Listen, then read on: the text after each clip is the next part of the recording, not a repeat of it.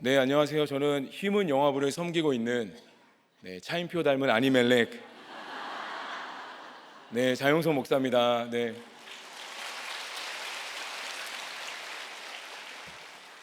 이번 오늘 수요 큐티 설교 본문을 쭉 보니까 참 제가 이전에 좋아하는 말씀이었습니다. 내 복으로 너를 만족하게 하겠다. 기름으로 제사장들의 마음을 흡족하게 하겠다. 그런데 제 배에 기름만 가득 찬 것 같습니다. 얼마 전에 초등학교 3학년 제 딸이 있는데요, 저한테 스마트워치를 사달라고 하더라고요. 친구들 다 있다고 제가 설교 준비하는데 계속 사달라고 이렇게 전화하고 조르고 있었습니다. 그래서 제가 지나가는 말로 아빠가 수요일날 설교하는데 아빠를 위해서 3시간 기도하면 아빠가 사줄게 라고 이야기를 했어요. 사실 이렇게 이야기하면은 안 할 걸 뻔히 아니까 안 할 줄 알았는데 정말 3시간 기도를 하더라고요. 3학년짜리가. 근데 박수 칠 게 아니고요. 근데 이 기도 내용을 들어봤어요. 기도 내용을 들어보니까 하나님, 우리 아빠 설교 잘 되게 해주세요. 하나님, 우리 아빠 자동차 운전하는데 운전대를 잡아주세요. 마지막으로 하나님, 시간이 너무 안 가는데 빨리 가게 해주세요. 제가 이제 무의식적으로 기복적으로 아이한테 하는 모습을 보니까 제가 아직도 회개를 해야 될 것 같습니다. 오늘 큐티 말씀의 제목은요, 내 복으로 만족하게 하리라입니다. 하나님께서 우리에게 주시는 복은 첫 번째로 구속사로 세우는 복을 주십니다. 1절 말씀입니다. 여호와의 말씀이니라, 그때 내가 이스라엘 모든 종족의 하나님이 되고 그들은 내 백성이 되리라.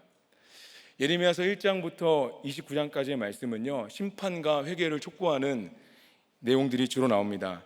그런데 30장부터는요, 위로의 장면이 나오기 시작합니다. 회복을 약속하시며 이 새 언약에 대해 말씀을 해주세요. 1절에 나오는 그때는 우리가 알 수 없는 하나님의 때입니다. 하나님께서는 그 정하신 때에 언약 관계를 회복시켜 주신다고 약속을 해주십니다. 2절입니다. 여호와께서 이와 같이 말씀하시니라, 칼에서 벗어난 백성이 광야에서 은혜를 입었나니 내가 이스라엘로 안식을 얻게 하러 갈 때에라. 하나님께서는요, 이 출애굽한 이스라엘 백성들을 먹여주시고 입혀주십니다. 또 뜨거운 햇빛과 이 적들의 공격에서도 보호해 주셨습니다.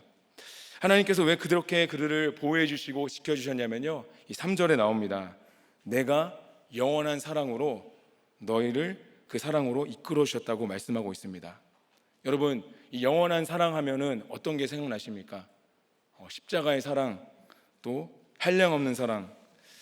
저는 아직 수준이 안 돼서 이 핑클의 영원한 사랑이 생각났는데요. 이 영원한 사랑을 이끌었다. 이 이끌었다를 히브리어로 이 마샤크라고 합니다. 이 마샤크는요, 이 무능력 가운데 있는 사람을, 주저앉아 있는 자를 이 생명으로 이끄셨다라는 뜻이 있습니다. 여러분, 우리가 우리의 힘으로 이 생명으로 갈 수 있겠습니까? 하나님께서 우리를 인도해 주셔야지 우리가 이 생명이 있는 이 말씀의 공동체로 오게 될 줄 믿습니다. 4절입니다. 처녀 이스라엘아, 내가 다시 너를 세우리니 내가 세움을 입을 것이요 내가 다시 소고를 들고 즐거워하는 자들과 함께 춤추며 나오리라. 예레미야 31장은 이 남유다가 멸망하기 전에 쓰여졌습니다. 이 본문이 쓰여지는 상황에서도 남유다는 계속해서 간음하고 우상을 섬기고 있었습니다. 이 영적인 간음을 하여 이 거룩성과 이 순결함을 잃어버린 이스라엘에게 하나님께서 그들에게 다시 처녀 이스라엘이라고 불러주십니다. 너희가 죄를 짓고 나를 떠났지만 사랑하기 때문에 다시 너희를 순결한 처녀 이스라엘로 세워주시겠다고 약속해 주십니다. 이 세워지는 것은 한 번이 아니라 이 과정이 필요한데요, 이 미국의 플러 신학교의 로버트 교수는 이 신앙의 6단계가 있다고 합니다. 한번 들어보세요. 1단계는요, 하나님의 기초돌을 놓는 단계입니다. 이 성별이 정해지고 국적이 정해지는 단계가 1단계라고 합니다. 2단계는요, 예수님을 믿어 하나님을 알게 된 시기라고 합니다. 그러니까 교회를 출석하는 것이 아니라 회심하고 하나님을 만난 시기를 2단계라고 말하고 있습니다. 이 3단계는요, 그 사람을 쓰시기 위해 기초적인 은사를 경험하게 하신다고 합니다. 교사가 되고 또 목자가 되고 또 찬양의 은사가 있으신 분들은 찬양팀으로 섬기는 은사를 경험하게 하신다고 합니다. 이 4단계는요, 이 마음을 훈련하는 단계입니다. 하나님께서 그 사람에게 고난도 주시고 또 고립시키시고 또 갈등을 겪으면서 우리의 성품을 깨트리는 단계가 바로 4단계입니다. 이 단계를 어디서 많이 들어보지 않으셨습니까? 담임 목사님께서도요, 이 신앙은 성품이 아니라 믿음이라고 하시는데 딱 맞는 것 같습니다. 그러면 5단계는 무엇이냐면요, 이 황금기라고 표현하는데 이 영향력이 확대되는 시기입니다. 사역의 정점으로 쓰임받게 되고 많은 사람들에게 영향을 끼치는 단계가 5단계입니다. 그리고 마지막 6단계는요, 이 사명의 완성과 영적인 유산을 남기는 시기를 6단계로 합니다. 제가 1단계부터 6단계까지 말씀드렸는데 여러분은 몇 단계이신 것 같으세요?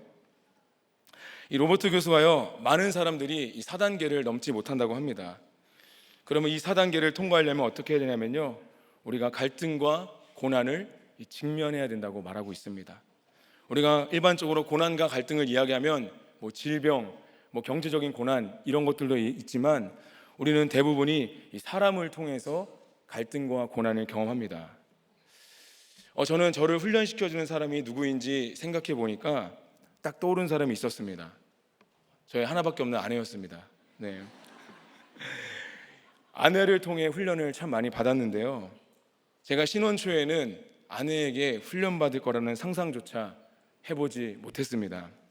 이 핑크빛 사랑에 푹 빠져서 만난 지 6개월 만에 결혼했거든요. 함께 살면 평생, 아니 영원히 행복하겠다고 생각했습니다. 제가 지금 결혼 11년 차인데 지금 어떨까요 제가?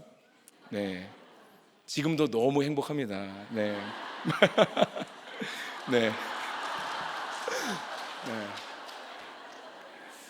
제가 이제 인정 중독이 있거든요.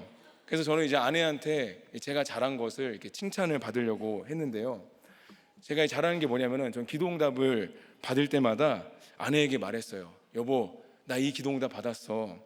막 자랑하면은 저는 속으로 야, 남편 대단하다고 잘했다고 얘기해 줄 줄 알았는데 저희 아내는 그래서 어떡하라고 라고 이렇게 얘기해 주더라고요. 이 냉소적인 반응을 보면서 참 놀랐습니다.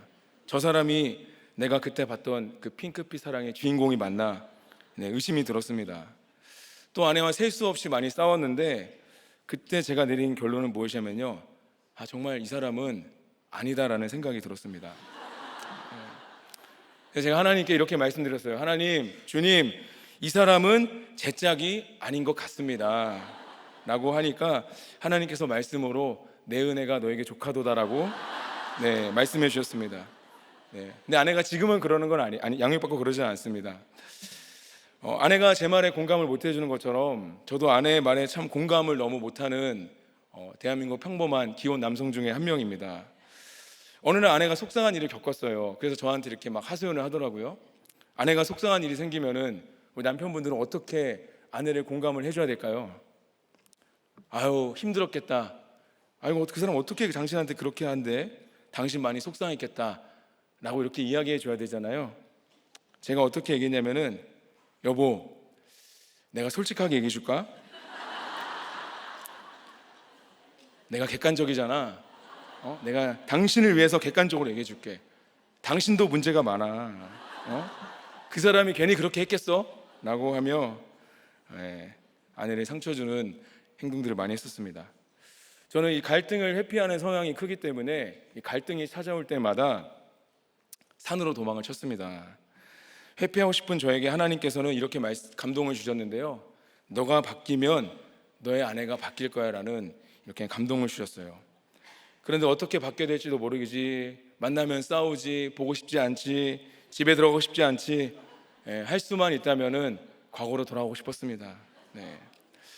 그런데 우리가 생각을 해보니까 이 과정이, 이 고민하고 씨름하는 과정이 저에게 꼭 필요한 과정이었더라고요. 지금 우리를 힘들게 하고 꼴도 보고 싶지 않은 사람이 우리에게 바로 꼭 필요한 사람인 줄 믿습니다. 혹시 여기 계신 분들 중에서 이 기혼자분들이 많이 계실 텐데 남편 보고 싶은 분 계세요? 혹시 보고 싶은 분 한번 손 한번 들어주시겠어요? 아유, 뭐 질색을 하시는 분이 계시는데 괜찮습니다. 이해합니다. 그 보고 싶지 않은 그 사람이 하나님이 우리를 세우시기 위해 꼭 필요한 존재입니다. 나를 힘들게 하는 사람이 정말 저를 위해 수고해주는 사람인데, 저는 이 과정은 빨리 건너뛰고 빨리 성공해서 이 포도나무 열매만 따르고만 했던 죄인이었습니다. 적용 질문을 드립니다. 지금 하나님께서 나를 세우시기 위해 사용하시는 사람은 누구입니까? 나를 위해 수고하는 사람에게 오늘 어떠한 적용을 하시겠습니까? 내 복으로 만족하게 하리라. 하나님께서 우리에게 주시는 복은 두 번째로 말씀으로 돌아오는 복을 주십니다. 7절입니다. 여호와께서 이와 같이 말씀하시니라. 너희는 여러 민족의 앞에 서서 야곱을 위하여 기뻐 외치라. 너희는 전파하며 찬양하며 말하라. 여호와여, 주의 백성 이스라엘의 남은 자를 구원하소서 하라. 아멘. 남유다의 멸망까지 십수년의 시간이 남아있지만 하나님께서 남유다 백성들이 포로가 될 것을 아시고 미리 말씀해 주십니다. 그리고 전파하고 찬양하라고 말씀해 주시고, 또 이스라엘의 남은 자의 구원을 위해 기도하라고 말씀해 주십니다. 여러분, 하나님께서는요, 이 남은 자를 충분히 구원하실 것인데 왜 우리에게 그 남은 자를 위해 기도하라고 하셨을까요? 바로 주님은요, 구원하실 수 있는 능력이 충분히 있으신 분인데 인간으로 하여금 그 뜻에 참여시키시고 또 이 구속의 역사를 이 공동체적으로 경험시키기 위해서 기도를 시키십니다. 8절에 보시면요, 보라, 나는 그들을 북쪽 땅에서 인도하며 땅 끝에서부터 모으리라. 그들 중에는 맹인과 다리 저는 사람과 잉태한 여인과 해산하는 여인이 함께 있으며 큰 무리를 이루어 이곳으로 돌아오리라. 이 레위기 21장을 보면요, 이 아론의 자손 중에 이 흠 있는 자들은 하나님 앞에 음식 제물을 드릴 수가 없었습니다. 또 해산하는 여인들은요, 일시적으로 이 부정한 여인이기 때문에 거리를 두어야만 했었습니다. 하지만 주님께서는요, 맹인, 또 다리 저는 자, 해산하는 자, 모든 자를 모아서 이 땅으로 돌아오게 하신다고 약속해 주세요. 거룩하고 이 깨끗한 자들만 아니라 죄 있는 자들도 이 약속의 땅으로 인도해 주십니다. 그런데 그런 자들이 어떻게 돌아오냐면요, 9절에 보시면 울면서 돌아온다고 합니다. 그들은 포로 생활의 고단함과 함께 본인의 죄 때문에 이 포로가 되었음을 인정하고 애통하게 되는 것이죠. 제가 우리들 교회 와서 참 놀라운 것들이 여러 가지가 있었는데 그 중에 하나가 이 담임 목사님의 눈물이었습니다. 어떻게 나라를 위해서, 또 어떻게 타인의 구원을 위해서 저렇게까지 애통하실 수 있을까? 저는 저밖에 모르는 아니멜렉이라 제가 힘든 것에만 눈물을 흘리지, 제가 타인을 위해 눈물 흘린 기억이 정말 손가락에 꼽을 정도로 많이 없었던 것 같습니다. 9절을 보시면 그렇게 눈물 흘려 회개한 이스라엘 백성들이 이제는 하나님의 인도함을 받아 넘어지지 않게 해주신다고 약속해 주십니다. 그들이 넘어지지 않는 이유는 돌아온 탕자처럼 자신들의 어떠한 존재인지를 깨달았고 이 하나님만 따르기 때문에 하나님이 그들을 붙잡아 주십니다. 또 더 나아가서 물 있는 계곡으로 고든 길로 가게 해주신다고 말씀해 주세요. 날마다 우리에게 이 생수, 말씀의 생수를 주시기 때문에 우리의 영혼이 말씀으로 풍성해지고, 또 양육으로 인해 우리가 기복에서 이 구속사의 고든 길로 갈 수 있도록 하나님이 우리의 삶을 날마다 인도해 주십니다. 제가 양육을 받으면서 제가 하나님의 능력만 간구했다는 사실을 깨닫게 되었습니다.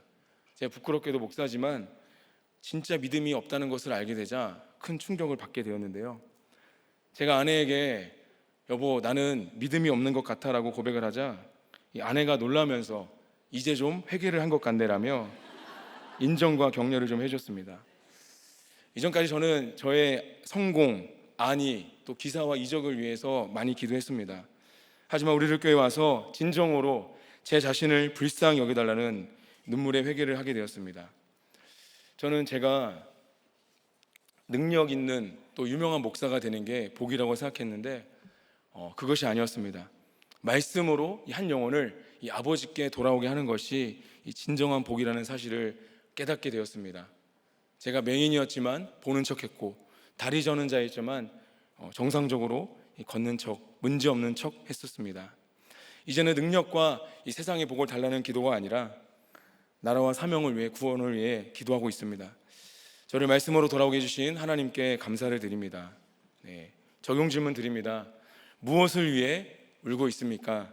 내 죄 때문에 울고 있습니까? 아니면 내가 지금 겪고 있는 고난 때문에 울고 있습니까?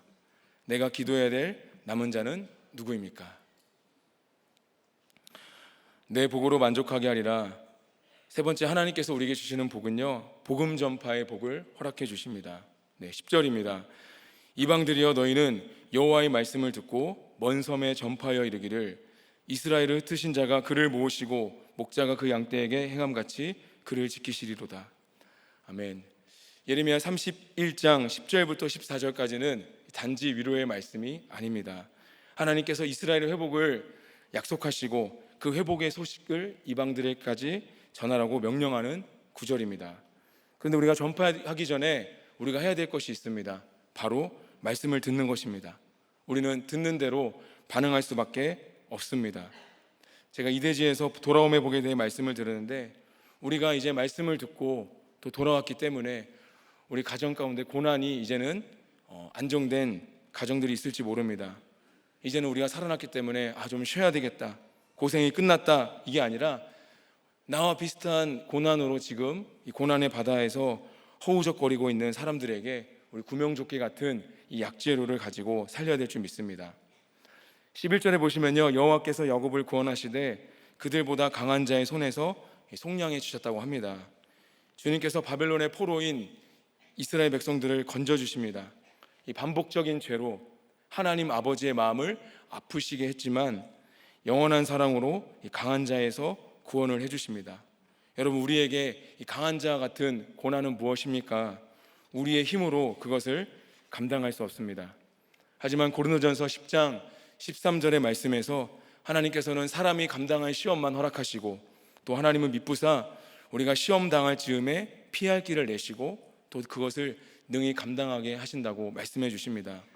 여러분, 하나님께서 우리에게 고난을 허락하신 것은 하나님과의 관계가 회복되는 것이 첫 번째고, 또 두 번째는 고난이 해석되지 않아 절망 가운데 있는 사람들에게 복음을 전파하기 위해 하나님께서 우리에게 고난을 허락하십니다.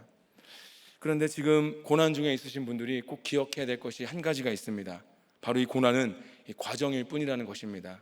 이 고난은 과정이기 때문에 끝이 있습니다. 이스라엘 백성도 포로 가운데 있을 때 이 고난이 평생 끝나지 않을 거라는 생각이 들었을지도 모릅니다. 하지만 하나님께서 때가 되니 그들을 다시 모아주셨고 포로에서 해방시켜 주셨습니다. 우리의 문제가 당장에는 해결되지 않아도 공동체에 붙어가다 보면 우리는 진정한 해결을 하게 되고 또 전파하는 자의 길로 가게 될 줄 믿습니다. 12절에 보시면요, 포로된 자들이 돌아오고 또 크게 기뻐한다고, 또 그 심령은 물된 동상 같다고 말씀하고 있습니다. 그들이 해방되는데 이 시편 126편의 말씀에 보면 좀 더 자세하게 설명하고 있습니다. 그들이 해방되었기에 꿈꾸는 것 같았고 또 웃음이 가득하고 또 찬양을 한다고 합니다. 얼마나 기쁘겠습니까? 네, 우리가 육아에 포로된 분들이 계시는데 이 아이가 어린이집 또 유치원 갈 때 얼마나 황홀하고 행복하지 않습니까? 네. 네. 그런데 이 거기에 더 나아가서 이 회개의 눈물을 흘린 이 이스라엘 백성들은요, 기쁨으로 단을 거두게 된다고 말씀합니다. 이 장례 예배를 가면은 이 슬픔에 포로되신 분들이 참 많이 계신 것 같습니다. 제가 어떤 장례 예배를 갔었는데 유가족 분들이 다 이제 불교 집안이시더라고요. 말씀을 전하고 영접 기도를 했습니다. 제 기도를 따라해달라고 요청을 했습니다. 사랑의 주 하나님, 이렇게 했거든요. 근데 그분 중에 한 분이 눈을 번쩍 뜨시면서 갑자기 저를 노려보시더라고요. 제가 깜짝 놀랐습니다. 그런데 전하기만 했는데 하나님이 성령께서 역사하셔서 그 째려보는 분이 눈을 감으시고 눈물을 흘리시는 은혜를 주셨습니다. 또 어떤 장례를 갔는데요, 이번엔 반대로 거의 다 예수 믿는 가족이었습니다. 근데 언니만 예수님을 믿지 않았었습니다. 그 언니분이 이 고등학생 때까지 예수를 믿다가 이제는 30년 넘도록 이제 교회를 떠나 있던 분이셨는데요, 이 가족들도 이제 죽기 전에나 믿겠다라고 생각하셨다고 합니다. 그런데 그 장례 예배 가운데 하나님께서 찾아가 주셔서 그 언니분이 다음 주부터 교회를 나가셨다는 이야기를 들었습니다. 누가복음 15장에 보시면요, 하나님께서는 잃어버린 영혼이 찾아올 때 주님께서 기뻐하신다고 말씀하십니다. 그렇기 때문에 우리가 전파하면 하나님의 성령께서 역사하시는 것이죠. 주님께서는요, 이 돌아온 이스라엘 백성들에게 기쁨을 주십니다. 이 고통스러운 포로기에도 함께 안타까워하시며 또 위로를 해주십니다. 작년 11월 달에 저희 집안에 큰 사건이 찾아왔습니다. 바로 이제 저희 가족 중에 한 분이 이 극단적인 선택을 했는데요. 너무 황당하고 슬픈 사건이었습니다. 지방에 허겁지겁 내려와서 시신을 보니 이 절망감과 이 분노가 찾아왔었습니다. 마지막으로 저희 처남을 보고 대화한 것은 이 작년 8월 달이었습니다.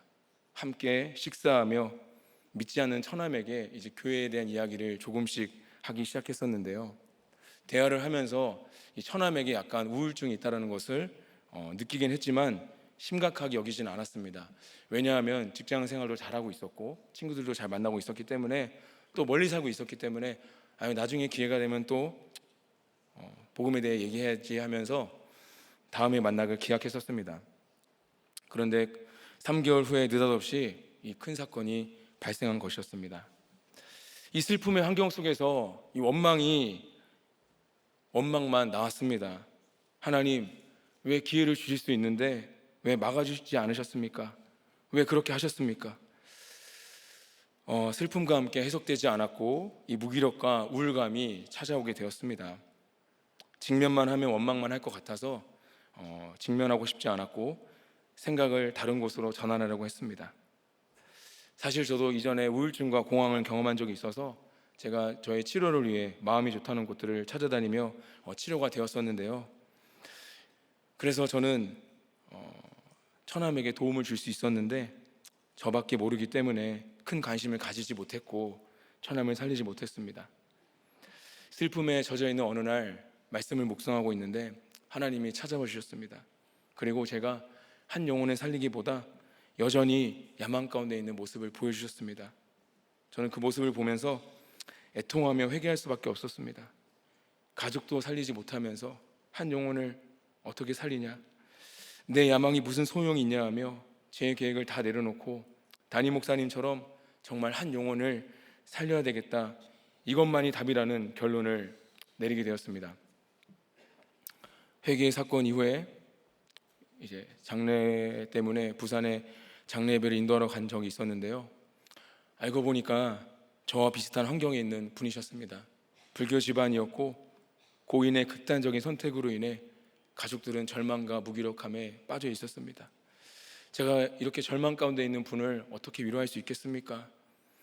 어떻게 소망을 전할 수 있겠습니까? 당일 큐티 본문 말씀과 이 처남 사건의 약재로로 말씀을 전했고 그날 장례에 참석한 모든 유가족분들이 예수님을 영접하셨습니다. 하나님께서는 자기밖에 모르는 아히멜렉 같은 저에게 사건으로 찾아와 주시고 회개케 하시고 위로를 해주셨습니다. 이제는 한 영혼을 살리는 사명이 가장 귀한 사명임을 깨닫고 그것을 깨닫게 해주셔서 감사를 드립니다. 적용 질문을 드립니다. 내가 복음을 전파를 망설이는 사람은 누구입니까? 언제 어떻게 그분에게 전파를 하시겠습니까? 말씀을 마무리하겠습니다. 내 복으로 만족하게 하리라. 하나님은 첫 번째로 구속사로 세워주시는 복을 주십니다. 두 번째로 말씀으로 돌아오는 복을 허락해 주십니다. 세 번째는 복음 전파의 복을 주십니다. 기도하시겠습니다. 사랑의 주님, 남유다 백성들이 계속해서 우상을 섬겨 심판을 받지만 하나님께서 영원한 사랑으로 언약 관계를 회복시켜 주신다고 말씀하십니다. 저도 남유다 백성들처럼 하나님이 주시는 복보다 제가 원하는 복을 사모했던 죄인입니다. 주님, 날마다 말씀으로 돌이키며 살게 하옵소서. 맹인이고 다리 저는 자 같은 저를 불쌍히 여겨주셔서 말씀의 공동체로 인도하시니 감사를 드립니다. 아비멜렉도 아니고 아니멜렉도 아니라 날마다 야히멜렉이 될 수 있도록 인도하여 주시옵소서. 하나님, 구속사로 우리의 인생을 세워주시고 잠깐 망설일 때도 날마다 말씀으로 돌아오게 하옵소서. 그 약재료로 주의 사명인 복음 전파에 힘쓰게 하옵소서.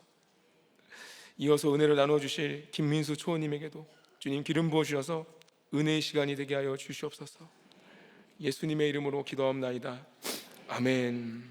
네, 안녕하세요. 올해 초원지기로 부름을 받은 김민수 집사입니다.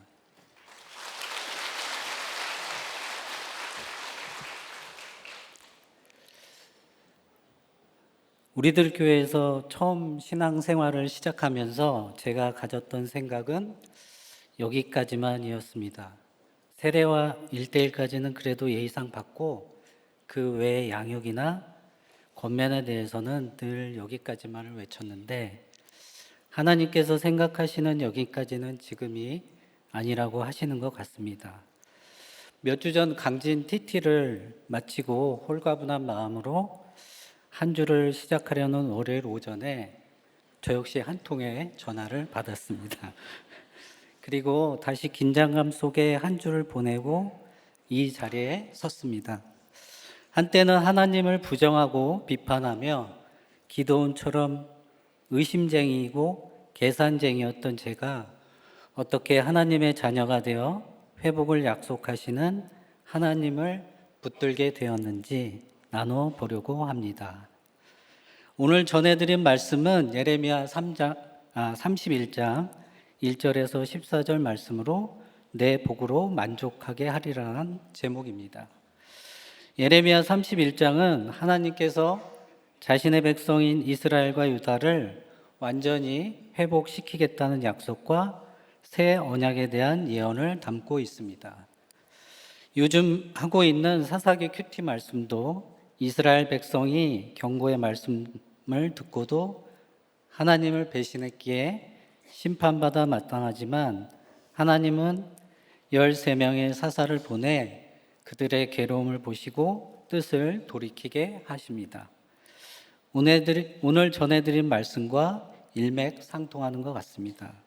본문 1절에서 14절은 이스라엘의 회복을 약속하시면서 회복에서 인도로 그리고 전파로 이어집니다. 포로로 끌려간 이스라엘이 다시 돌아오며 그 땅이 번성하고 또 포도나무를 심고 열매를 누리며 기쁨으로 가득할 것을 약속하십니다. 회복을 약속하시는 하나님께서는 첫 번째 광야를 걷게 하십니다.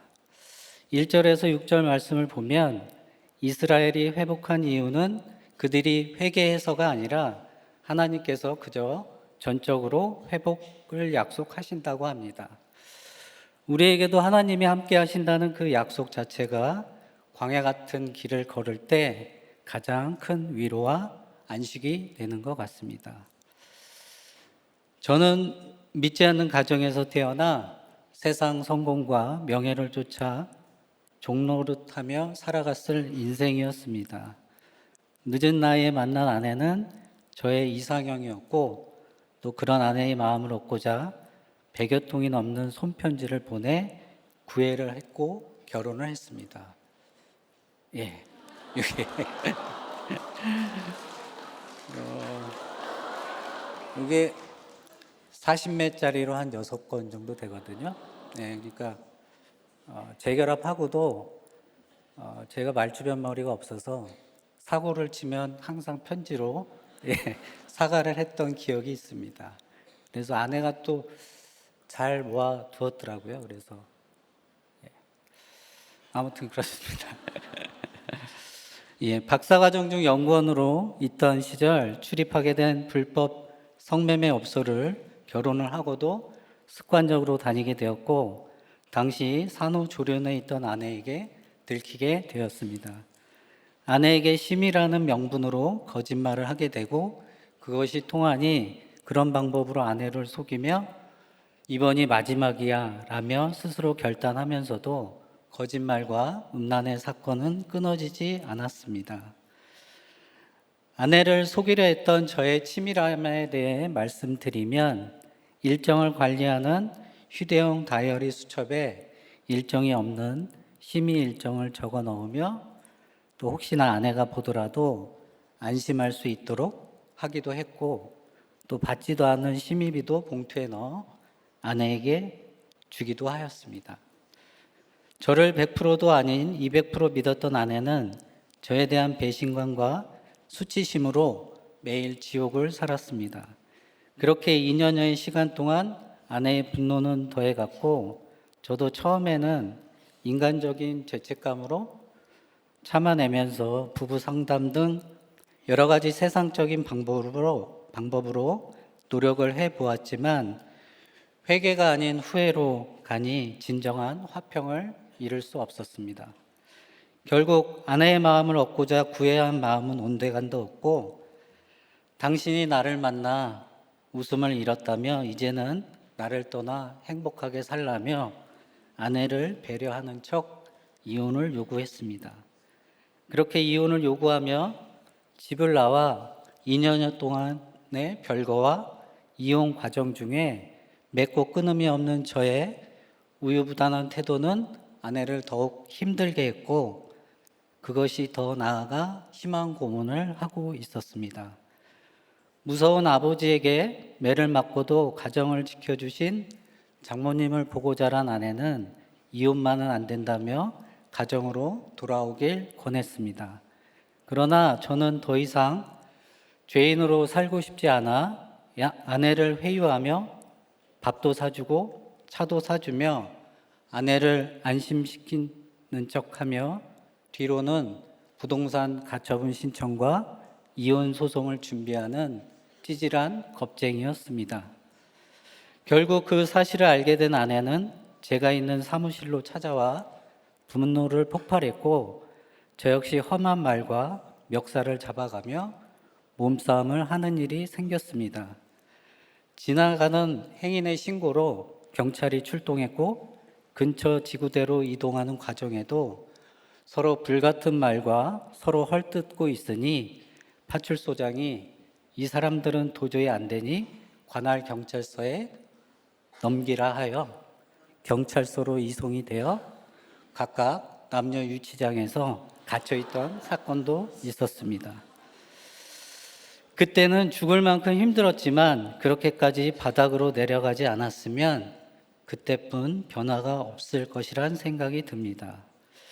우리들 교회 와서 예배와 큐티 말씀을 통해 들었던 고난이 축복이며 착한 것이 악한 것이란 말이 딱 저에게 하시는 말씀이었습니다. 1년의 과정들을 생각해 보면 정말 죽기만큼 힘들었지만 이렇게 택자로서 광야의 길을 걷게 하신 것이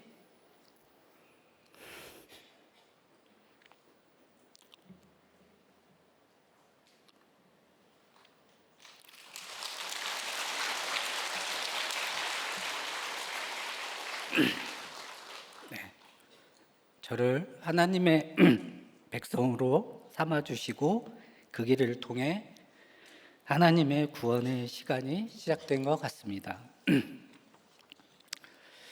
회복을 약속하신 하나님께서는 두 번째 하나님의 자녀가 되게 하십니다. 7절에서 9절 말씀입니다. 하나님께서 이스라엘 백성을 다시 모으시고 그들을 구원하실 것이라고 약속하십니다. 하나님께서는 흩어진 자들을 모아 안전하게 인도하시며 그들의 눈물을 닦아주시고 평탄한 길로 이끌어 주실 것이라고 말씀하십니다. 경찰서 사건이요. 그럼에도 가정을 지키려는 아내는 이혼 소장을 받지 않기 위해 집을 나와 4살 딸아이와 고시원 생활을 시작했습니다.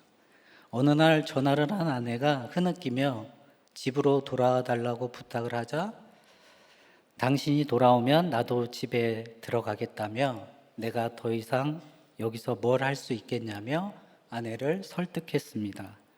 그 말을 믿은 아내가 기쁜 마음으로 집으로 돌아왔고 저는 저희 어머니와 장모님, 처형, 처남을 집으로 오시게 했습니다. 오랜만에 가족이 모인 자리가 마냥 즐거웠던 딸아이는 오늘이 명절이냐며 해맑게 웃고 있는데 저는 오직 이혼만이 목적이었기에 가족들 앞에서 또 한 번 이혼을 하겠다고 선포를 하고 결국 원하는 이혼을 얻어냈습니다. 이만큼 했으면 나도 할 만큼 했어 라며 가족들을 반패 삼아 아내에게 이혼의 칼을 빼서 휘둘렀던 것입니다. 아비멜렉처럼 오로지 나만 생각하며 칼을 들었던 바로 제가 악인임이 다시 한번 깨달아집니다. 이후 공동체의 나눔을 통해 아내는 그때가 가장 비천한 마음이 들었고 저에 대한 복수를 결심한 날이라고 합니다. 그래서 이제 아내의 복수가 시작됩니다. 이혼하면 모든 것이 끝날 줄 알았는데 아내가 제가 겸임교수로 재직하고 있는 학교에 찾아오는 사건이 있었습니다. 제 강의를 들으며 뒷자리에 앉아있던 아내는 잠시 쉬는 시간을 이용해 학생들에게 성매매 교수라고 적힌 전단지를 나눠주고 있었습니다.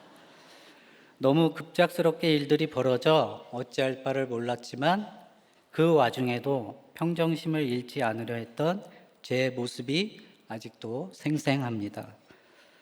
쫓기듯 강의를 마치고 이 일을 어떻게 해야 하나, 또 나에게 쏟아질 조롱 섞인 학생들의 모습과 파렴치한 교수로 학생들에게 알려질 것을 생각하니 앞이 캄캄했습니다. 그러면서 어떻게 이 사람은 이렇게까지 할 수 있을까? 도저히 용서할 수 없었지만 그래도 제가 할 수 있는 것은 아무것도 없었습니다. 받아들이고 학교를 떠나야 하는 일밖에 남아있지 않았습니다. 왜 아내는 이렇게까지 했을까? 말씀을 준비하며 다시 한번 묵상해 보았습니다. 누가복음 23장에 보면 빌라도가 대제사장들의 눈치를 보며 예수님을 고발하는 무리에 동참하며 책임을 회피하는 장면이 나옵니다. 로마 황실과 주변의 평판을 신경 쓰는 빌라도처럼 저도 칼없이도 사람을 벼랑 끝으로 밀어 죽일 만한 사람입니다.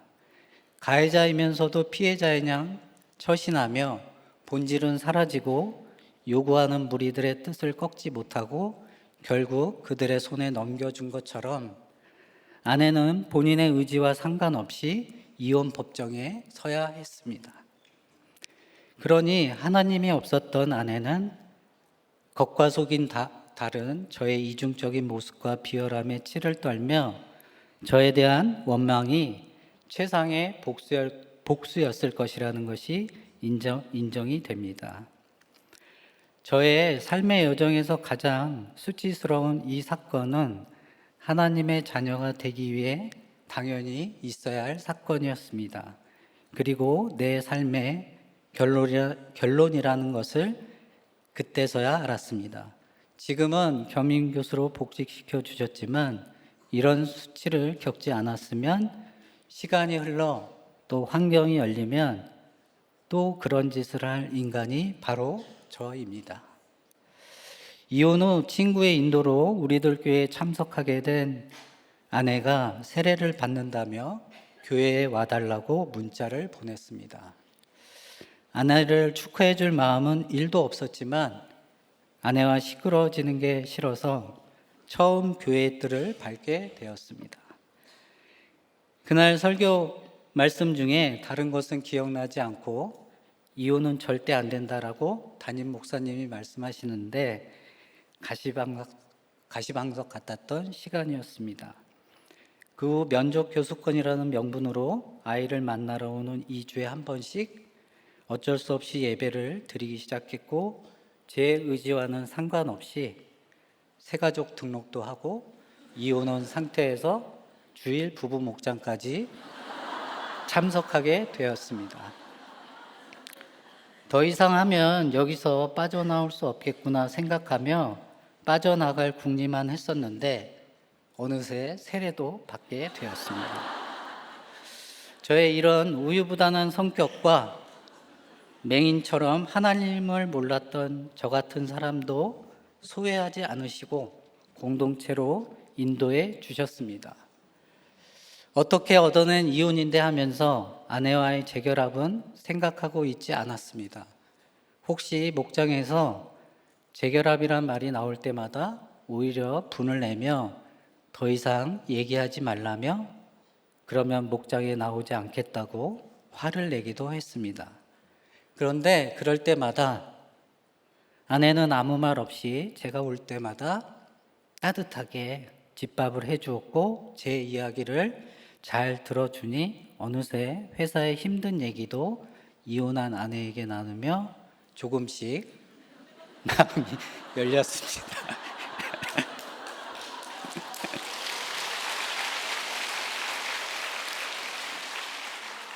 그때의 습관으로 지금도 회사의 어떤 일도 아내와 상의하는 게 가장 편합니다.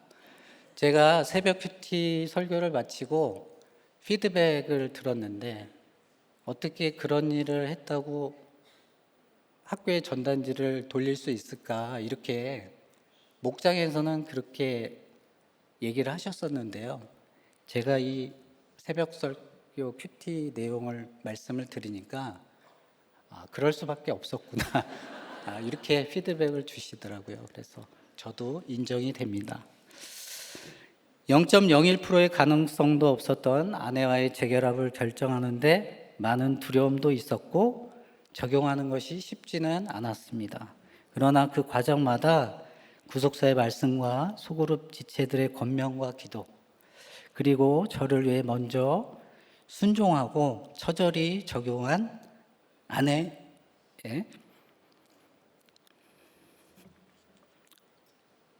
수고가 있었기에 가능했던 것 같습니다.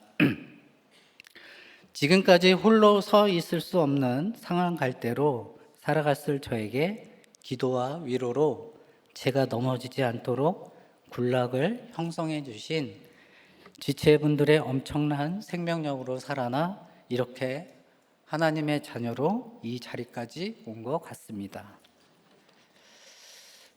회복을 약속하시는 하나님께서는 마지막으로 구원을 약속하십니다. 10절에서 14절 말씀을 보면 하나님께서는 이스라엘을 징계하신 분이지만 그 이스라엘을 다시 돌이켜서 회복하실 수 있는 분도 바로 하나님이십니다.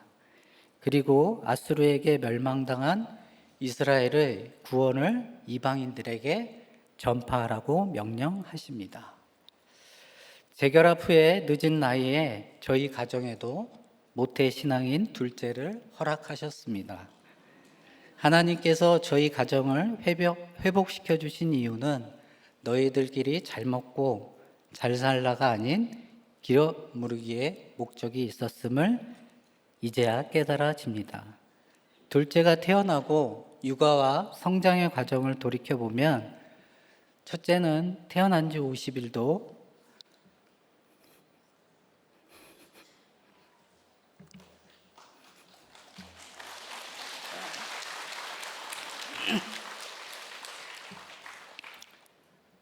제가 요즘 확실히 갱년기가 맞는 것 같습니다. 50일도 지나지 않아 저의 불법 성매매 사건으로 제대로 된 마음도 주지 못하고 따뜻한 자장가 소리보단 우리 부부의 혈기의 목소리와 주변 가지 도구가 깨어지는 불안한 소음만을 주었고 또 4년여의 별거와 이혼의 과정에서 이리저리 맡겨져 불안한 유아기를 안겨주었습니다. 게다가 제가 이혼할 때 친권과 양육권까지 다 포기했던 터라 아빠로서의 권리를 포기했던 저였기에 이혼 후 오롯이 엄마와 살아가는 과정에 있었으니 아내와는 달리 재결합 후에도 떳떳지 못했기에 엄하게 할 수도 없었습니다. 이혼 후 말씀이 있는 공동체에서 엄마를 따라 매일 큐티를 하던 그 아이의 기도는 아빠가 바쁜 일이 빨리 끝나 집으로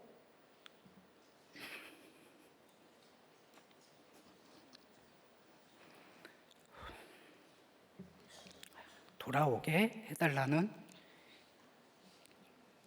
기도였습니다.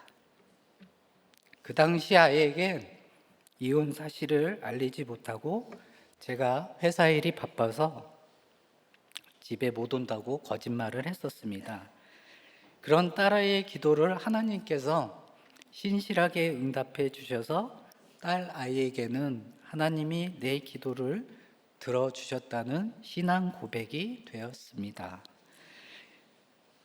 그 당시 4살이었던 큰딸은 어느새 고3이 되었습니다. 어렸을 때는 교회 가는 것을 누구보다 좋아했었는데 여느 아이들처럼 고등학생이 되고 나서 교회에 데려가는 것이 정말 힘들고 어려울 때가 많습니다. 그래도 늦더라도 따라 나서고 때마다 있는 큐페와 양육에 참석하는 모습을 보면 열심을 내는 저보단 훨씬 믿음이 있어 보입니다. 최근에는 고3인데도 불구하고 제자훈련에 참여하여 양육도 잘 마쳤습니다. 재결합하기 전에 딸아이 앞에서 이혼 사실에 대해서 말하고 용서를 구하긴 했지만 왜 이혼하게 되었는지에 대한 자세한 내용은 아직 이야기하지 못했습니다. 목회자 띵크 세미나 초창기에 수요 간증 페스티벌에서 아이와 함께 여러 차례 간증을 한 적이 있습니다. 한 번은 간증을 마치고 돌아오는 차 안에서 당시 초1이었던 아이가 아빠, 안마실소가 뭐야? 이렇게 물어보길래 등골이 오싹했던 기억이 있습니다. 대충 얼버무리고 목장에 여쭤보니 목자님께서 아직은 아이가 어리니 나중에 오픈하는 것이 좋을 것 같다라고 하셨습니다. 특히 여자아이라 아빠의 불법 성매매 사실을 이야기하는 것이 두렵고 떨리는 마음이 있습니다. 저는 스스로 죄를 오픈하지 못하는 악함과 약함이 있습니다. 이번 주일 말씀처럼 오픈의 능력을 몰랐기에 오픈하지 못하는 나의 체면과 또 위선과 교만함의 무거운 방패를 내려놓아야 하는데 누군가의 입을 통해서 혹은 빼박 증거가 있지 않으면 부인하다가 결국 죄를 인정한 적이 많습니다. 스스로 본인의 죄를 공동체에 오픈하는 것과 드러나서야 어쩔 수 없이 오픈하는 것은 하나님 보시기에 큰 차이가 있을 것입니다. 그러기에 그냥 큰 아이가 모른 채 넘어갔으면 하는 마음이 있다 보니 두려운 마음이 있는 것 같습니다. 담임 목사님께서 주일 말씀 중에 예레미야 27장 2절에 줄과 멍에에 대해서 말씀해 주신 적이 있습니다. 소를 키워 밭을 갈아야 하는데 소가 말을 듣지 않고 역할을 감당하지 않으니 코를 뚫고 줄을 매는 것이라고 하셨습니다. 끊임없는 목장의 권면과 말씀을 들으면서도 어떻게 이룬 이혼인데 하면서 당신들이 저 여자랑 살아봤어? 라며 회개 없이 억울함을 토로하며 굵은 배옷바닥 새로운 의복을 입으려 했던 저였습니다. 또한 아빠로서의 역할을 감당하지 않고 회피했다면 어찌 보면 칼과 기근의 사건이 올 수 있었습니다. 그래도 말씀으로 해석해 주시는 공동체의 줄과 멍에에 매여서 지금의 이 자리에 있을 수 있었습니다. 하나님께서 꾸짖으시고 부끄럽게 하시는 일이기 때문에 히스기야는 잘 당하겠다고 살아계신 하나님 앞에 고백을 했습니다. 저 역시 상처받은 큰 아이에게 고백하는 시간까지 하나님의 때를 기다리며 저의 죄를 잊지 않고 기억해야 할 것 같습니다. 수요 설교를 준비하며 제가 음란의 죄에 대해서는 명확히 잘못되었고 간증과 나눔을 통해 회개하고 있다고 생각했습니다. 그런데 더 깊이 회개해야 할 부분은 아내와 아이를 위한 결정이라 포장한 이혼 요구가 결국 저의 유익을 위해 또 오직 나를 위해 사용한 방패임이 인정이 되며 그 과정에 저의 비겁함과 비열함이 있었음을 다시 한번 제 입술로 고백할 수 있는 시간이었습니다. 요즘 큐티 말씀인 사사기를 묵상하며 하나님을 떠나는 것은 한순간인 것을 알 수 있습니다. 옆에서 잔소리해 주는 사람, 또 싫은 소리 하는 사람, 그 길을 가면 안 된다고 외쳐주는 사람에게 감사하라고 하십니다. 담임 목사님께서 말씀마다 큐티하세요, 또 목장 가세요, 회개하세요, 또 고난이 축복이에요 라고 하시는 사랑의 잔소리가 벌써부터 그립습니다. 가끔 아내와 저는 어두운 터널에 갇혔던 지난날을 회상하며 우리가 무슨 복으로 여기에 있지 하며 받은 은혜를 기억하게 하십니다. 평생 원수로 삼고 미워하며 살았을 저와 아내에게 이제는 나아가 구원을 전파하라고 하십니다.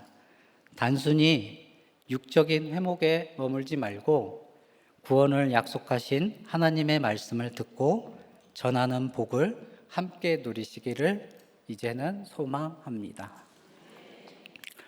말씀을 마무리하겠습니다. 우리는 우리의 삶에서도 어려움과 고난이 있을 수 있지만 하나님은 우리를 잊지 않으시고 우리를 회복시킬 것입니다. 하나님께서 이스라엘을 다시 모으시고 그들의 눈물을 닦아주시며 평탄한 길로 인도하셨던 것처럼 우리 역시 하나님의 인도하심을 믿고 신뢰해야 합니다. 저 역시 쓰레기 같은 인생을 살았으면서도 그래도 그나마 깨끗한 쓰레기라고 생각하며 살았을 인생인데 하나님께서 광야의 길을 걷게 하시고 또 그 시간을 통해 하나님의 자녀로 삼아 주셨습니다. 그리고 더 나아가 저의 약재료로 목장에 찾아오시는 그 한 분의 영혼 구원을 위해 섬길 수 있는 사명까지 주셨으니 저의 나머지 인생은 구원을 약속하신 하나님의 말씀을 듣고 전파해야 할 것 같습니다. 오늘 말씀처럼 우리는 하나님의 사랑과 약속을 기억하고 또한 이 믿음으로 그분의 인도하심을 따라 살아가길 소망합니다. 네, 기도하겠습니다. 하나님 아버지, 주님 보시기에 보잘것없는 인생은 하나도 없다고 하셨는데 저는 인생의 광야를 거치며 정말 쓸모없는 인생이라 생각하며 힘든 인생을 살았을 인생입니다. 그런데 주님께서 저와 저희 가정을 위해 손수 이끌어 주시고 회복시켜 주셔서 하나님의 자녀로 삼아 주셨습니다. 그 회복의 약속을 늘 마음에 새기며 우리 자녀들에게 믿음과 구원의 유산을 남겨줄 수 있도록 인도해 주시옵소서. 진행되는 모든 양육과 국내 띵크트립에 성령의 기름 부어 주셔서 큰 은혜를 허락하여 주시옵소서. 그 과정마다 살아계신 하나님의 손길로 큐티 사역이 강에서 바다로 나아갈 수 있도록 인도하여 주시옵소서. 말레이시아에서 주일 설교 및 큐티 세미나를 인도하시는 김양재 담임 목사님의 영육간의 간건을 지켜주시고 모든 일정 가운데 성령의 기름을 부어 주시옵소서. 이 모든 말씀 예수 그리스도의 이름으로 기도드립니다. 아멘.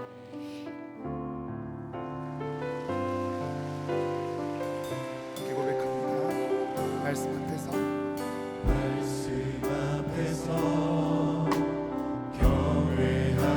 경외함으로 주께 홀로 섭니다. 생명의 말씀 읽고 순종해 주를 예배합니다. 기록된 말씀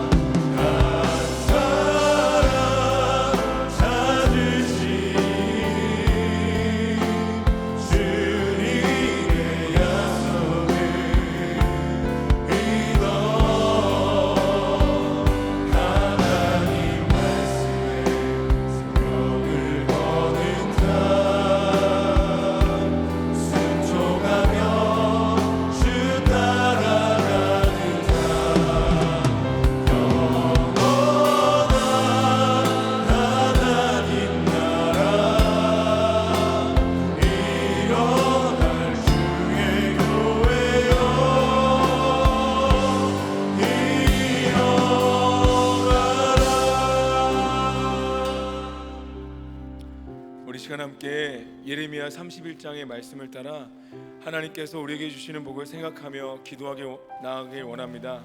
우리 먼저 가정을 위해 기도하기 원합니다. 오늘 말씀에서 하나님께서 우리를 구속사로 세워주신다고 말씀하십니다.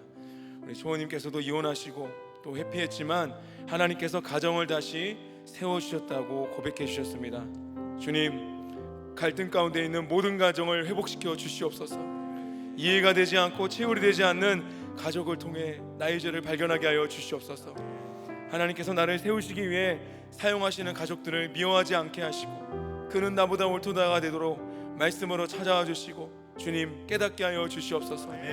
또 우리의 믿지 않는 가족 친척들을 불쌍히 여겨주셔서 하나님 복음을 듣고 하나님 아버지 앞에 다시 돌아올 수 있도록 인도하여 주시옵소서. 또 혹시라도 우리 가족들 가운데 극단적인 선택을 시도하고 있는 사람이 있다면 하나님 그 사람을 불쌍히 여겨주시고 말씀으로 찾아와 주셔서 하나님 말씀으로 회복되게 해달라고 우리 가정을 위해서 이 시간 주여 한번 부르시고 합심하여 기도합니다. 주여!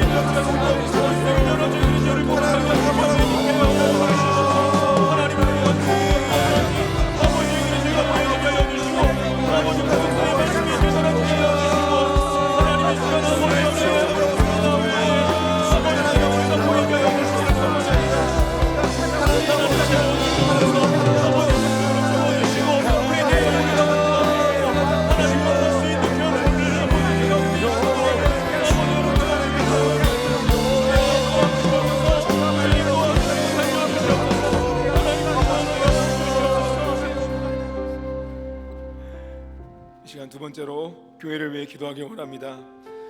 국내 TT와 해외 TT 가운데 기름 부어 주셔서 하나님 말씀으로 돌아오는 복이 임하게 하여 주시옵소서. 광주 목회자 세미나 가운데 또 전라도 TT에 참석한 모든 교회들이 참석하게 하시고 전파되는 말씀을 듣고 이 전라도가 그 땅이 구속사의 말씀으로 돌이키는 은혜가 있게 하여 주시옵소서. 주님, 취약부, 청소년부, 사랑부, 급회 가운데도 기름 부어 주시옵소서. 담임 목사님이 영육을 강건하게 하시고 또 말레이시아에 있는 남은 자들도 말씀으로 돌아오게 달라고 우리 시간 교회를 위해 담임 목사님을 위해 TT를 위해 목회 세미나를 위해 우리 주여 한번 부르고 합심하여 기도합니다. 주여!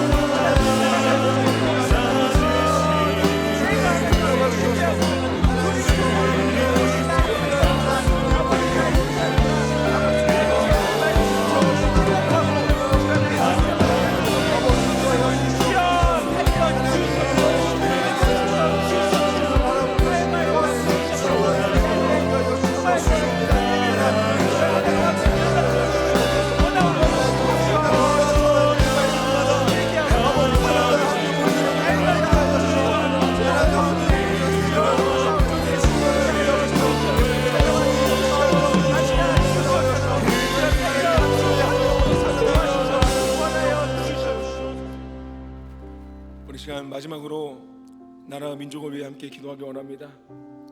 우상을 섬긴 남유다가 심판으로 포로가 되었지만 하나님께서 다시 회복시켜 주신다고 말씀하십니다. 하나님, 이 나라를 말씀으로 회복시켜 주시옵소서. 이 낙태법이 하나님 통과하지 않도록 하나님 막아주시옵소서.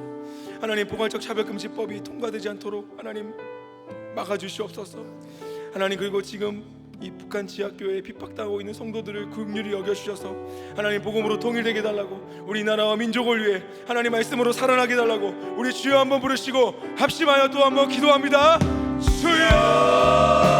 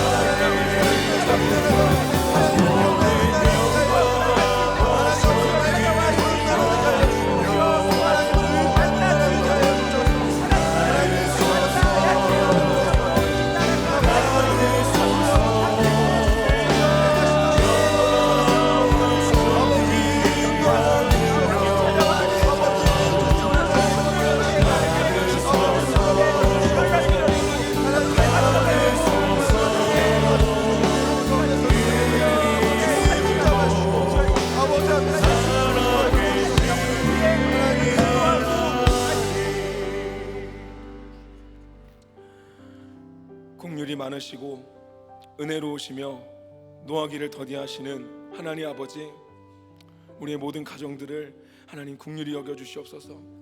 하나님, 위기 가운데 있는 가정들이 말씀으로 돌아오는 은혜가 있게 하여 주시옵소서. 말씀으로 해석되게 하시고 하나님, 이것이 하나님이 우리를 세우시기 위한 과정임을 깨닫게 하여 주시옵소서.